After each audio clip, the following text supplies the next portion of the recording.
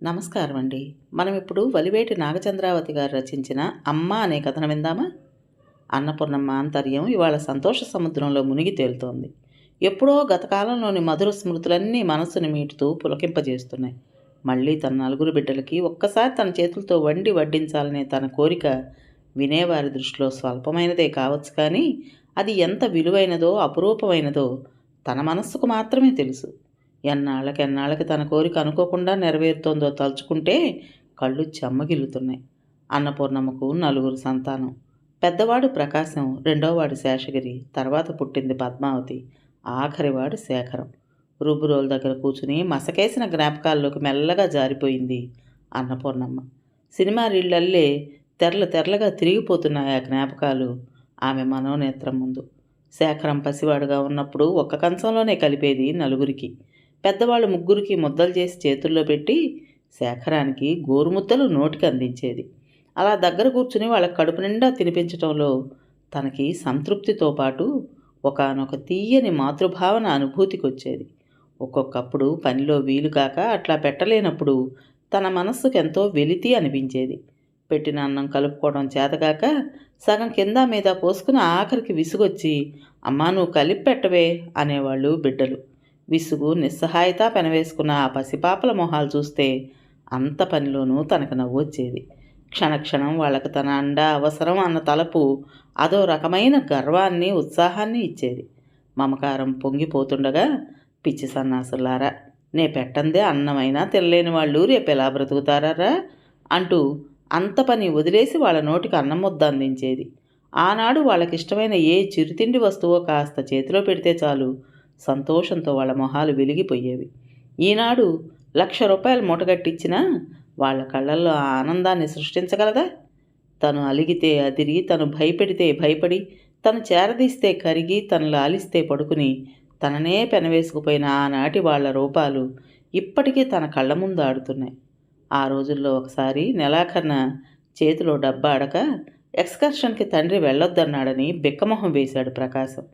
ఎప్పటినుంచో కంచిపట్టు చీర కొనుక్కోవాలని పైసా పైసా కూడబెట్టి దాస్తున్న డబ్బంతా తీసుకొచ్చి వాడికిచ్చింది తను. ఆనాడు వాడి ఉత్సాహం పొంగులో సగభాగం పంచుకునేటప్పుడు తనకు కలిగిన సంతృప్తి తను ఎన్ని కంచిపట్టు చీరలు కట్టుకుని సాధించగలదు? మరొకసారి శేషగిరి తన కాలేజీ ల్యాబొరేటరీలో ఖరీదైన గాజు సామాగ్రి పొరపాటున జార విడిచాట. వాటికి గాను పైకం జమ కట్టాల్సి వచ్చింది. తండ్రి పెట్టే చీవాట్లకు జంకుతున్నాడు వాడు. డబ్బు విషయంలో మహాకఠినంగా వ్యవహరించేవాడాయన. వాడి స్థితికి జాలేసింది. ఎప్పుడో తన జ్ఞాపకార్థం తండ్రి తన వేలికి తొడిగిన మంచి ముత్యపు ఉంగరాన్ని ఎవరికీ తెలియకుండా కుదవపెట్టి డబ్బు వాడి చేతికి అందించింది. ఆ రోజున శేషగిరి తనని మా అమ్మ మంచిది, చాలా చాలా మంచిది అంటూ పొగడ్తలతో ఆకాశానికి ఎత్తేయడం తను మర్చిపోగలదా? సరోజ, శేఖరం క్లాస్మేట్లు. ఆ పిల్లను ప్రేమించాను, నువ్వెలాగైనా నాన్నతో చెప్పి ఒప్పించమ్మా అని తనతో మొరపెట్టుకున్నాడు. చండశాసనుడైన తండ్రి ఎదుటపడి ఏది చెప్పాలన్నా ముందు నుంచి పిల్లలందరికీ హడలే. తనే సాహసం చేసింది. ఆయన పెట్టే దీవెనలన్నీ భరించి నచ్చజెప్పి సమాధానపరిచి ఒప్పించినందుకు శేఖరం నోటితో కాకపోయినా వాడి కళ్ళల్లో మెదిలిన కృతజ్ఞతను తను చదువుకోలేదు. ఇలాంటివే ఎన్నో తీయటి జ్ఞాపకాలు మనస్సును ఉక్కిరి బిక్కిరి చేసేస్తూ లేని ఓపికను తెచ్చిపెడుతున్నాయి తనకి వేళ. పప్పు నలిగింది. అన్నపూర్ణమ్మ మళ్ళీ ఈ లోకంలోకి వచ్చింది. ముందు గదిలోంచి కూతురు అంటోంది, ఎందుకే అమ్మా అంత తతంగం పెట్టుకుంటావు? నువ్వు చేయలేవే అమ్మా, నా మాట విను. ఒక్క కూర పచ్చడి చేసి ఊరుకో, ఇంకేమన్నా కావాలంటే హోటల్ నుంచి తెప్పిస్తాలే అంటోంది. ఆమె ఇంట్లోకి రాకూడని పరిస్థితి. తల్లి రోగిష్టిది. మొన్నటి వరకు బ్లడ్ ప్రెషర్ ఎక్కువై మంచం దిగలేదు. 4 అడుగులు వేస్తే నీరసం వచ్చి తూలిపోయింది. ఈవేళ ఈ చాకిరితో మళ్ళీ ఎక్కడ మూలపడుతుందో అని కూతురు భయం. అన్నపూర్ణమ్మ నవ్వుకుంది. పిచ్చి పిల్ల, దానికేం తెలుసు? తన నీరసం ఎగిరి చక్కా పోయిందని. ఎప్పటినుంచో ఇలాంటి రోజు కోసం కలలు గని తీరా చేసి దేవుడిచ్చిన వరం లాంటి సమయాన్ని చేతులారా వృధా చేసుకుంటుందా తను? పెద్దవాడికి ఉల్లిగారెలంటే ఇష్టం. రెండోవాడు గుత్తి వంకాయ కూరంటే ప్రాణం పెడతాడు. ఇక శేఖరం ఆవకారం చేస్తే రెండో వారికి మిగలనివ్వడు. పద్మ పిచ్చి కానీ ఇవన్నీ హోటల్లో దొరుకుతాయా? దొరికినా తన చేతులతో చేసి ముచ్చట్లు చెబుతూ స్వయంగా వడ్డించి మునపట్ల ఒక్కసారి ఆ సంతృప్తిని నెమరుకు తెచ్చుకోవాలని కదూ తన ఆశ. భగవత్ సంకల్పం అంటే ఇదే కాబోలు. బ్రతిమలాడినా భంగపడినా వనగూడని సరిసందర్భం ఇట్లా అనుకోకుండా సమకూడిందంటే దేవుడిదయ్యే అనుకోవాలి. మళ్ళీ అన్నపూర్ణమ్మ మనస్సు వెనకటి పుటలను తడిమింది. పెద్దవాడికి ఉద్యోగం రావడం మొదలు తను నలుగురు బిడ్డల్ని ఒక్కసారిగా కళ్ళ చూసుకోనే లేదు. ఆఖరికి పెళ్ళిళ్ళకు కూడా ఒకరొస్తే ఇంకొకరు తనకేదో ఇబ్బంది వచ్చి రాలేకపోతున్నామని టెలిగ్రామ్ ఇచ్చేవాళ్ళు. ఉద్యోగాలు ఆ తర్వాత పెళ్ళిళ్ళు తన నుంచి వాళ్ళని మరీ దూరం చేశాయి. శేఖరం కూడా పెళ్లి చేసుకుని ఉద్యోగరీత్యా వేరు ప్రాంతానికి వెళ్ళిపోయిన తర్వాత లంకంత కొంపలో తను ఆయన బిక్కుమంటూ మిగిలారు. సందడిగా ఉండే ఇల్లు బోసిపోయి నిశ్శబ్దంగా ఉండేది. ముందు గదిలో ఆయన, వంటగదిలో తను వెనకటి రోజుల్ని తలుచుకుని నిట్టూరుస్తూ భారంగా కాలం గడిపేవారు. పండగో పబ్బమో వస్తే ఆ ఒంటరితనం మరీ ఇబ్బంది ముచ్చటై పీడించేది. ఒక్కసారి అందరినీ రమ్మని వ్రాయండి అని ప్రతి పండక్కి ముందు ఆయన్ని వేధించేది. పిచ్చిదానా, వాళ్ళ అత్తగారిళ్ళకి వెళ్లకుండా ఇక్కడికి ఎలా వస్తారే, మనం రమ్మనడం కూడా తప్పే అని తనకేసి జాలిగా చూసి నవ్వేవారు ఆయన. అలా కాదని మామూలు రోజుల్లోనే 1-2 సార్లు అందరినీ రమ్మంటూ ఉత్తరాలు రాయించింది. కానీ ఒకరి తర్వాత ఒకరు చుట్టపు చూపుగా చూసిపోయారే తప్ప ఒక్కసారి వచ్చి తన కన్నుల పండగగా ఇంట్లో మసిలింది లేదు. కూతురు అల్లుడు కూడా అప్పుడప్పుడు వస్తూనే ఉన్నా అందరూ కలిసి కళకళలాడే నిండుతనం కోసం తను కలవరిస్తూనే ఉంది. ఒకసారి ఆగలేక కొడుకులకి కూతురికి తన అభిలాష తెలియపరిచి వచ్చే సంక్రాంతి పండక్కి తప్పకుండా రమ్మని కోరుతూ ఉత్తరాలు తనే రాసింది. తన మాట తీసేయరన్న నమ్మకంతో సంక్రాంతికి 4 రోజులకు ముందే పండగ పనులకు దిగింది. ఇళ్ళు వాకిళ్ళు కడిగి గుమ్మాలకు పసుపు కుంకాలు పెట్టి మామిడి తోరణాలతో అలంకరించింది. మనుమల చేత బొమ్మలు పెట్టించాలని, భోగిపళ్ళు పొయ్యాలని, ఏవేవో కోరికలు తీర్చుకోవాలని ఆశిస్తూ ఓపిగ్గా అటక మీద ఉన్న బొమ్మలన్నీ దింపి దులిపింది. అందరూ చిన్న సన్నాసులు, ఏమన్నా చిరుతిండి లేకపోతే ఎట్లాగా అనుకుంటూ అరిసెలు వండింది, కారపూస చేసింది, డబ్బాల్లో పోసి మూత పెట్టింది. అన్ని సన్నాహాలు పూర్తి చేసుకుని కొండంత ఆశతో వాళ్ళు ఎప్పుడొస్తారా అని ఎదురు చూస్తున్న తనకు ఆశ నిపాతంలా సరోజ రాసిన ఉత్తరం తన ఉత్సాహాన్ని గప్పున చల్లార్చేసింది. తన చిన్న కోడలు శేఖరం భార్య తనను ఎంత అపార్థం చేసుకున్నది. దూరంగా ఉన్న అత్తగారి బుద్ధి పోనిచ్చుకోక అధికారం చెలాయిస్తోందట. తనని కన్నవారికి దూరం చేసి చోద్యం చూడాలనుకుంటోందట. పెళ్లి చేశాక కూడా కొడుకుల్ని తన చుట్టూ తిప్పుకోవాలనుకోవడం అంత మంచిది కాదట. ఇలాంటి అభాండాలే ఎన్నో. ఆ జాబ్ ఆయన చదివి వినిపిస్తుంటే కీళ్లు సడలిపోతున్నట్టు, గుండె వేగం హెచ్చినట్టు, సముద్రం పోటెత్తినట్టు, రక్తం ఉవ్వెత్తున పొంగుకొస్తున్నట్టు అయి తూలి పడబోయింది. రోగము రొస్టు లేకుండా ఆరోగ్యంగా తిరిగే కాలంలో తనలో మొదటిసారిగా బలహీనత చోటు చేసుకున్నది అప్పటినుంచే. పెళ్ళిళ్ళు కాగానే కూతుళ్ళు, ఉద్యోగాలు రాగానే మగపిల్లలు పుట్టిళ్ళు వదిలిపోతూ కూతుళ్ళకి కొడుకులకి భేదం కనిపించని ఈ రోజుల్లో కూతుళ్ళలాగానే అప్పుడోసారి ఇప్పుడోసారి మొహాలు చూపించే కోడళ్ల మీద ఆధారడి చలాయించేటంత మూర్ఖురాలా తను. ఒకరికన్నా ఆడపిల్ల నా గడప మెట్టింది కదా అన్న అహంకారంతో పుట్టింటికి దూరం చేసేటంత కర్కోటకురాలా తను. నిజమే, శేఖరం పెళ్ళయ్యాక ఇది 2వ సంక్రాంతే. మొదటిసారి తండ్రి రాసిన మీదట ఇక్కడికే వచ్చారు, కానీ అప్పుడు పెద్ద పిల్లలిద్దరూ రానే లేదు. తన భ్రమ తీరలేదు. అందుకే మళ్ళీ యత్నం చేసింది తను. ఇవన్నీ వివరంగా రాసి మరీ ఆహ్వానించిన కోడలు ఎందుకు అర్థం చేసుకోలేకపోయింది? అంతే, ఆ గుణపాఠంతో మరందరినీ కలిపి చూడాలనే ఉబలాటానికి స్వస్తి చెప్పి ఆ కోరికని గుప్తంగా తనలోనే దాచుకున్నది. శేఖరం భార్య సరోజుకు చిన్నతనం, తొందరపాటు అని సర్ది చెప్పుకున్నా తక్కిన కోడళ్ళు తక్కువ తినదేమీ లేదు. ఆ తర్వాత కూడా అమృత కలశం లాంటి తన మాతృహృదయంలో విషబిందువులు రాల్చుతూనే వచ్చారు. ఆయన పోయిన తర్వాత ఒంటరి పక్షిగా తను ప్రకాశం అండ చేరినప్పుడు దిగులుతో శుష్కించిన శరీరానికి ఎప్పుడూ ఏదో సుస్థి చుట్టుకుంటూనే ఉండేది. నీరసంతో ఎక్కువ పని చేయలేకపోయినా వట్టినే కూర్చుని ఉండలేక పై పనులు అందుకుంటూ కోడలికి సహాయం చేస్తూనే ఉండేది. ఒకరోజు వంట చేద్దామని పొయ్యి ముందు కూర్చుంది తను. ఉన్నట్టుండి విపరీతమైన చలి వెన్నెముక గుండా గబగబా పైకి పాకినట్టయింది. పళ్ళు గడ్డకరుచుకుపోతున్నాయి. కాళ్ళు తేలిపోయి కళ్ళు మూతలు పడిపోతుంటే తూలి పొయ్యిలో పడకుండా నిగ్రహించుకుని వంటి మీద స్పృహ జారిపోతుండగా ఎలాగో లేచి మంచం మీద ఒరిగింది. మళ్ళీ తెలివొచ్చేసరికి వంటింట్లో నుంచి కోడల అరుపులు వినపడ్డాయి. వంట చేయడం ఇష్టం లేకపోతే తన్నెవరు వంటింట్లోకి వెళ్ళమన్నారు? పొయ్యి మీద బియ్యం పడేసి మంచం ఎక్కి పడుకుంటే ఏమిటి అర్థం? వెళ్లే ముందు ఒక్క కేకేస్తే నేనే చూసుకుందునుగా. నా పని నాకు తప్పుతుందా? మాడి బొగ్గైపోయింది అన్నం. ఒకరిని నమ్ముకోవడం నాదే బుద్ధి తక్కువ. ఆ విసురులన్నీ తన మీదే అని తెలుస్తూనే ఉన్నాయి. ఆయనుండగా తననెంతో గౌరవంగా నమ్రతగా చూసిన కోడలు ఇప్పుడు తననెంత నిర్లక్ష్యంగా చూస్తుందో. ఏం చేయగలదు తను? పళ్ళు గిట్టగరుచుకుని మాట పైకి రాలేదు. అన్నం మార్చడం తనకు మాత్రం సరదానా? మర్నాటి నుంచి మరీ బిగదీసుకున్నది కోడలు. జ్వరం తగ్గినా ఏ పనిలోనూ చొరబడినివ్వడం లేదు. ఏది అందుకోబోయినా విసురుగా లాక్కుని, వద్దులేండి, నా తిప్పలేవో నేనే పడతాను, మీరు పడుకోండి అంటుంది పుల్ల విరిచినట్టు. ఉండుండి తను వినేలా గొణుక్కునేది.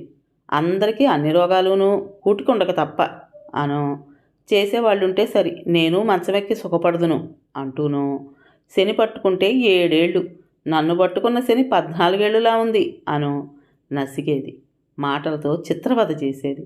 ఇక లాభం లేదని శేషగిరి కొడుకు అన్నప్రాసన వంకన వాళ్ళింటికి చేరుకున్నది. అక్కడికి చేరాక తన ఆరోగ్యం కొంత కుదుటపడింది. ఒక దెబ్బ తిన్నది కాబట్టి తల వంచుకుని ఇంటి పనంతా తనే చేసుకుపోయేది. అయితేనేమి, వచ్చే తుఫాన్ రానే వచ్చింది. ముందు నుంచి రెండో కోడల దృష్టంతా తన నగల మీదే ఉన్నదని తను కనిపెడుతూనే ఉంది. అన్నీ తీరిపోయిన తనకి ఆ నగల మీద మోజు లేదు కానీ, అవి లేకపోతే తను గుడ్డిగా ఒక చెలనేమో అన్న భయంతో కోడలి కోరిక గ్రహించి గమనించినట్టు ఊరుకున్నది. ఒకనాడు కోడలు ఏం చేసిందంటే, సరదాగా కాసేపు కూతురు మేళ్ళలో వేస్తానని తన గొలుసు తీసుకుని, ఆ తర్వాత గడుస్తనంగా కంసాలని పిలిపించి నెక్లెస్ చేయమని కంసాలికి తన గొలుసిచ్చి పురమాయిస్తుంటే తను బయటపడక తప్పలేదు. నేను బతికుండగా అది నా మెళ్ళలోనే ఉండని అమ్మాయి, ఆ తర్వాత ఎలాగూ అవి నీకు చెందేవే అన్నది తను న్యాయంగానే. అనుకున్న పని సాగనందుకు ధుమధుమలాడిపోయింది కోడలు. కంసాలిని పంపేశాక తన మీదున్న కోపాన్ని కూతురి మీదకు మళ్లించి, పాపిష్టిదానా, నీ మారా మూలాన్నే ఇవాళ ఇన్ని మాటలు పడ్డాను నేను అంటూ బాది వదిలిపెట్టింది ఏ పాపం తెలియని ఆ పసిపిల్లని.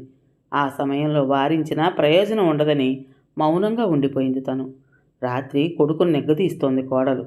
ఏ, నెలల తరబడి ముప్పొద్దులా మేపేందుకు పనికొచ్చాం కానీ ఒక్క పిసర బంగారం విడవడానికి పనికి రాలేదే? తన సొమ్మేం ఇక్కడ దాచిపెట్టలేదుగా, చచ్చినట్టు పోషించటానికి. నెలకింత అని ఇచ్చి ఉండమానండి, మీరు చెప్పలేకపోతే నేను చెప్తాను, నాకు భయం లేదు అంటోంది ఖండితంగా. నిశ్చేష్టురాలైంది తను. ఏమిచ్చి పెరిగారు తన పిల్లలు తన ఇంట? మర్నాడు శేఖరం ఇంటికి బయలుదేరింది. ముభావంగా ఊరుకున్నారు కొడుకు కోడలు. శేఖరం భార్య సరోజ కాలేజ్ చదువులు చదివిన పిల్ల. ఆ అమ్మాయి ఎంత ఎబ్బెట్టుగా అలంకరించుకున్నా, ఇల్లు పట్టకుండా సినిమాలని షికార్లని తిరుగుతున్నా తనకెందుకని తామరాకు మీద నీటి బొట్టులా పట్టించుకోకుండా ఉండాలనే ప్రయత్నించింది. కానీ తన గ్రహచారం కొద్దీ నోరు జారింది ఒకనాడు. ఒక్కనాడైనా ఇంటి పట్టున ఉండరాదా అని మండిపడింది సరోజ తన మీద. శేఖరం రాగానే వలవల ఏడుస్తూ, నన్ను తిరుగుబోతువని అంది మీ అమ్మ అని చెప్పింది. మరునాడు తన ఊరికి టికెట్టుకుని రైలెక్కించాడు శేఖరం. ముగ్గురు కోడళ్ళు 3 విధాలుగా చెప్పినా సారాంశం ఒక్కటే, నువ్వు మాకు పనికిరావు అని. ఇందులో ఎవరిని తప్పు పట్టేటట్లు? తన దురదృష్టాన్ని నిందించుకోవాలే తప్ప. వేరే ఇంట పుట్టి తన ఇంట మెట్టిన వాళ్ళు కోడళ్ళు, వాళ్లకు తన మీద ఆపేక్ష లేకపోవటం సహజమే. మరి చిరాకు పరాకులెరగక రెక్కల ముక్కలయ్యేటట్టు ఇంత వాళ్ళను అంతవాళ్లుగా చేసి తనలోని రక్తమాంసాలతో రూపుదిద్దుకున్న కొడుకులే పెళ్ళాలు ఈటెల్లాంటి మాటలు విసురుతూ కన్నతల్లిని కానిదానిగా గడప దాటిస్తుంటే మొహాలు తప్పించి ఊరుకోవటం ఎంత దారుణం! ఏమిటంత వెరిన పడుతోంది తను? జీవితాంతం తోడుగా నిలిచేవాళ్ళు భార్యలు, ఇవాళ రేపట్లో రాలిపోయేది తను. అమ్మని వెనకేసుకురావడం తెలివి తక్కువ అని ఎరగరా వాళ్ళు? పోనీ తన సంగతి వదిలిపెట్టినా తన రక్తం పంచుకున్నవాళ్ళు కదా అన్నదమ్ములు, వాళ్ల మధ్య కూడా సఖ్యత లేదే. ఒకరి మాట ఒకరికి నచ్చదు, ఒకరి పని ఒకరికి గిట్టదు, ఒకరి పొడ మరొకరికి కంటకం. చిన్నప్పుడు ఒకరి మీద ఈగ వాలితే మరొకరి మీద బండ పడినట్టు ప్రాణంలో ప్రాణంగా మసిలిన వాళ్ళు వీళ్ళేనా అని మనసెంతో వ్యధకి లోనవుతుంటుంది. పద్మావతి ఒక్కతే ఇంకా తన కోసం పాకులాడుతుంది.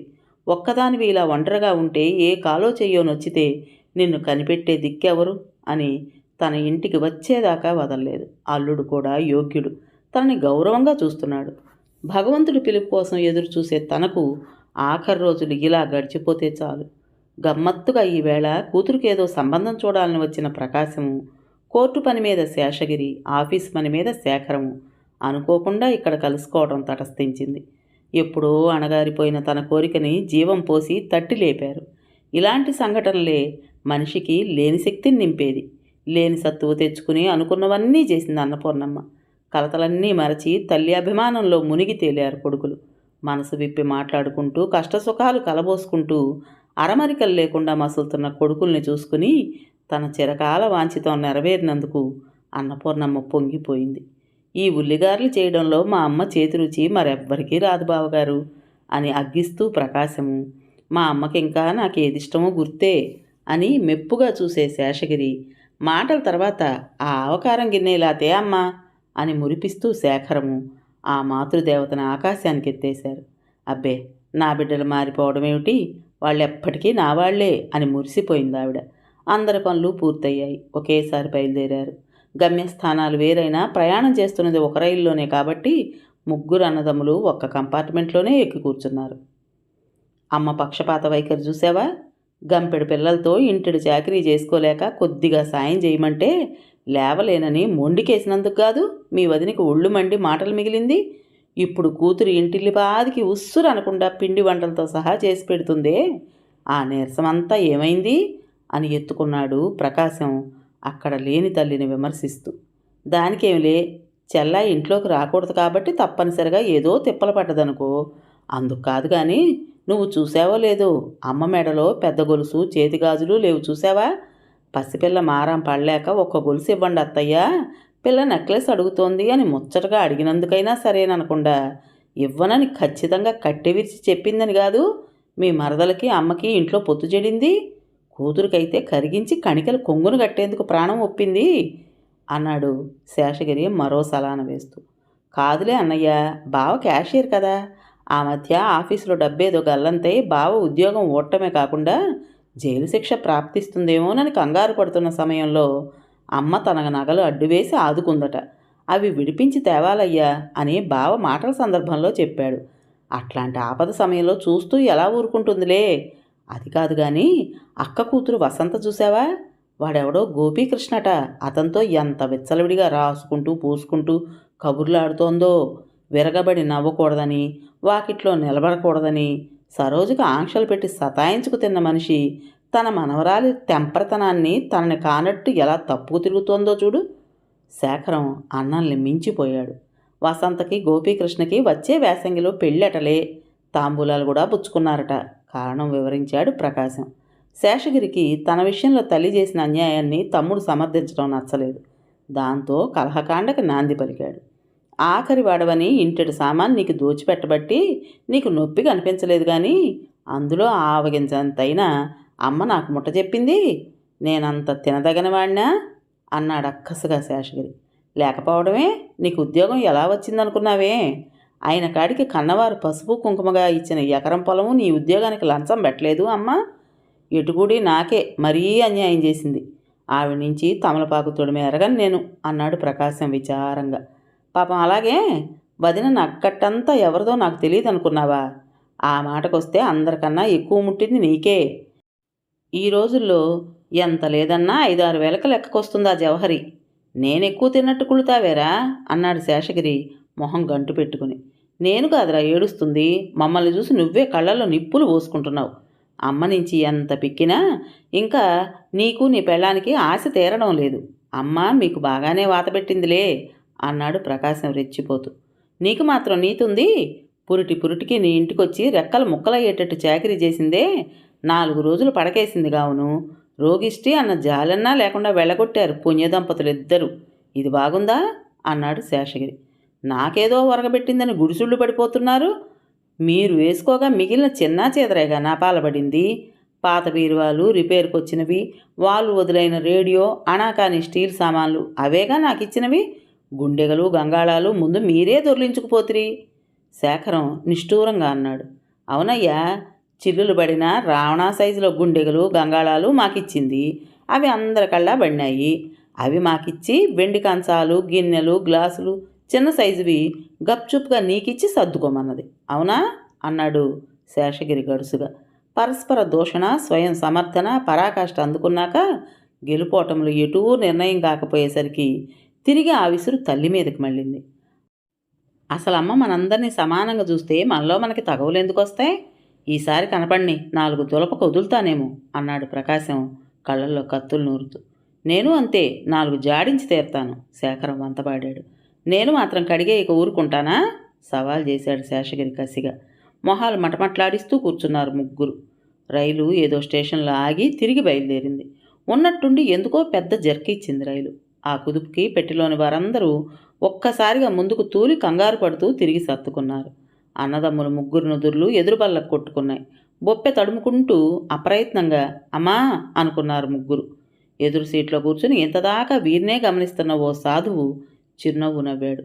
ఎందుకు బాబు మళ్ళీ తల్లిని తలుస్తున్నారు? తెల్లబోయి చూశారు ముగ్గురు ఆయన వంక. మీరనుకుంటున్న మాటలను బట్టి చూస్తే మీ తల్లి మీకెంతో ద్రోహం చేసిందనిపిస్తోంది. మరి ఈ చిన్న ప్రమాదానికే తబ్బిబ్బై మళ్ళీ ఆవిడ్నే స్మరించుకున్నారెందుకని? ఆయన కంఠంలో వ్యంగ్యం ధ్వనించింది. పైకి సిగ్గుపడ్డారు కానీ లోపల మండిపడిపోయారు ముగ్గురు. వీడికెందుకు మాగవాలా? తెలిసిన వాళ్ళెవరూ లేరు కదా అని ఆవేశంలో గట్టిగా మాట్లాడుకోవటం కూడా తప్పైపోయిందే అనుకున్నారు. గట్టిగా నీకెందుకయ్యా అనడానికి భయం. మామూలుగా అడుక్కు తినే గంజాయి తాగే సాధువులా లేడాయన వాలకం. కాషాయ రంగువైన బట్టలు శుభ్రంగా ఉన్నాయి. గడ్డాలు మీసాలు వంకీలు తిరిగి అక్కడక్కడ నెరిసి ఉన్నది. శాంతము గంభీరము మూర్తీభవించినట్టున్నాడు ఆయన. చేతికి వాచి ఖరీదైన సూట్ కేసు ఆయన భుక్తి కోసం బైరాగి అవతారం ఎత్తిన బాపత కాదని రుజువు చేస్తున్నాయి. చేతిలో అందమైన బైండింగు, బంగారు అక్షరాలతో మెరుస్తున్న అరవిందుని లైఫ్ డివైను భగవద్గీత పుస్తకాలు ఆయన సాధుత్వాన్ని జ్ఞానాన్ని చెప్పక చెబుతున్నాయి. మనిషిని చూడగానే ఒకానొక గౌరవ భావము భక్తి కలిగించే విధంగా ఉన్నాడు ఆయన. దానికి తోడు కంపార్ట్మెంట్లో ఉన్న మిగతా వాళ్ళు కూడా ఆయన మాటలనే సమర్థిస్తున్నట్టు మెప్పుగా చూస్తున్నారు. తేలుగుట్టిన దొంగల్లా కిక్కురు మనకుండా ఉండిపోయారు ముగ్గురు. వాళ్ళకే కాక అందరికీ చెబుతున్నట్టుగా ఓసారి చుట్టూ చూసి ఆయన మళ్ళీ ప్రారంభించాడు. మనం కష్టాల్లో తలుచుకునేది మనల్ని అత్యధికంగా అభిమానించే వాళ్ళనే నాయన, అంతేగాని మనం ప్రేమించే వాళ్ళని మాత్రం కాదు. గుర్తుంచుకోండి. వాళ్ళల్లో ముఖ్యులు ఎవరో తెలుసా? ఒకరు తల్లి, మరొకరు భగవంతుడు. వీరి తర్వాతే మరే ఆప్తులైనా. ఆపద సమయంలో స్థైర్యాన్ని ప్రసాదించేవాడు భగవంతుడు. వెనక ముందు చూడకుండా నిన్ను ఆదుకుని నీకొచ్చిన కష్టం తనదని భావించేదే తల్లి. అందుచేతే అనుకోకుండానే ఆ మాతృమూర్తిని తలుచుకున్నారు మీరు. అది సహజం. అన్నదమ్ముల ముగ్గురిని ఉక్కిరి బిక్కిరి చేసేస్తూ సాగిపోయింది ఆయన వాగ్ధోరణి. కంపార్ట్మెంట్లో వారందరూ కూడా ఆసక్తిగా వింటున్నారు ఆయన ప్రసంగాన్ని. ప్రతి మనిషికి ప్రత్యక్ష దైవం తల్లి. గర్భంలో 9 నెలలు తన రక్తమాంసాలిచ్చి నీ రూపుదిద్దుతుంది. ఇది తల్లి తప్ప ఇతరులెవ్వరూ చేయలేని మహత్తరమైన త్యాగం. అప్పుడే కాదు, నీవు జన్మించిన తరువాత కూడా తన రక్తపు పొట్లను అమృతం వంటి క్షీరంగా మార్చి నీ శరీరానికి పుష్టినిచ్చే పాడి ఆవుగా మారుతుంది. నీ మలమూత్రాలను సైతం అసహించుకోక శుభ్రపరిచి నీకు దాస్యం చేస్తుంది. ఆ జన్మాంతము అనుక్షణం నీ క్షేమం కోరుతూ సదా నిన్ను గూర్చిన ఆలోచనలతో నీకే అంకితమైపోతుంది. ఇంతెందుకు, తన జీవితాన్నే నీ చుట్టూరా పరిచి నీకు పువ్వుల బాట ఏర్పరచాలని తాపత్రయపడుతుంది తల్లి. గొక్క తిప్పుకోవటానికి ఆగాడాయన. గంభీరమైన ఆయన వదనంలో సన్నటి బాధావీచిక ఒక్క క్షణం కదలాడింది. వాళ్ళనే ఉద్దేశిస్తున్నట్టు ఆ ముగ్గురి వంక తీక్షణంగా చూశాడాయన. అటువంటి త్యాగమూర్తిని తుచ్చమైన పెట్టిపోతల గణితంలో లాభ నష్టాలు బేరీజు వేసి లేని పక్షపాతాన్ని ఆపాదించి కించపరుస్తున్నారంటే అది ఎంత అమానుషమో గ్రహించలేదా మీరు? చిన్నబోయాయి ఆ ముగ్గురి మొహాలు ఒక్కసారిగా. జాలిపడ్డాడాయన.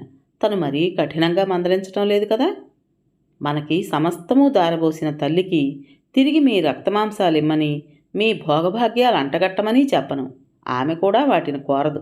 ఆమెకు కావలసిందల్లా మనస్ఫూర్తిగా మీ ఆదరణ, వృద్ధాప్యంలో మీ తోడు నీడ, మీ ఆప్యాయత. మీ నుండి ఆమె ఆశించేది అవే. వాటిని ఆమెకు అందజేసి అంతకు కొంతైనా ఆమె రుణం తీర్చుకోవడానికి ప్రయత్నించండి అని మాత్రమే చెప్పగలను ముగించాడు ఆయన.